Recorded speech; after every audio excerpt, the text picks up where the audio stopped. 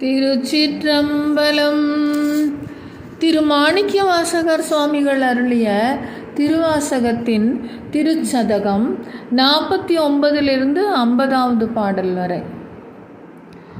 அறிவனே அமுதே அடிநாயினேன் அறிவன் ஆக்க கொண்டோ எனையாண்டது அறிவனாக கொண்டோ எனையாண்டது அறிவு இல்லாமை அன்றே கண்டது ஆண்ட நாள் அறிவனோ அல்லனோ அருள் ஈசனே அறிவனோ அல்லனோ அருள் ஈசனே.